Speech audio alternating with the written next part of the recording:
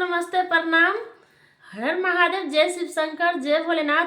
और महाशिवरात्रि की सबको के हार्दिक शुभकामना। सबको एकदम खुशी से महाशिवरात्रि मनाओ और सबको प्यारा प्यारा सा कमेंट करब। गीत में बहुत प्यारा सा महाशिवरात्रि के गीत बनावे जा रहा छी, शिव विवाह गीत बनावे जा रहा छी।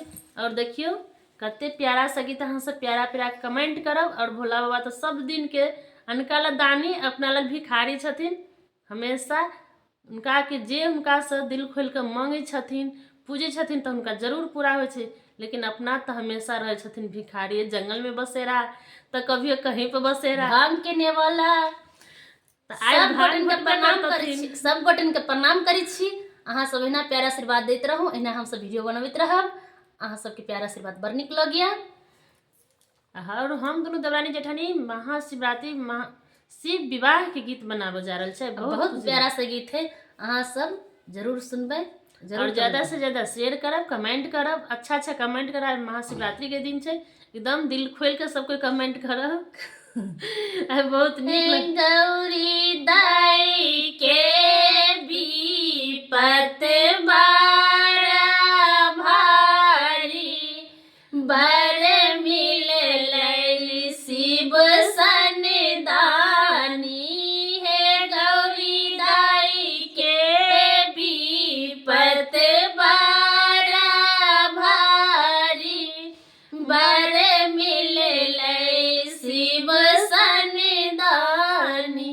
भगतन ला कोठाया मारी, गौरी ला जंगल गुजारी। भगतन ला कोठाया मारी, गौरी ला जंगली माराई। हे गौरी दाई के विपत बारा भारी, बर मिल लै शिव सन भिखारी। हे गौरी दाई के विपत बारा भारी, बर मिल लै शिव सन दानी।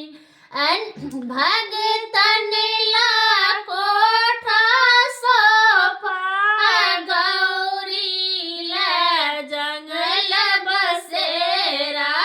भगतन ला कोठा सोफा, गौरी ला जंगल बसेरा। हे गौरी दाई के विपत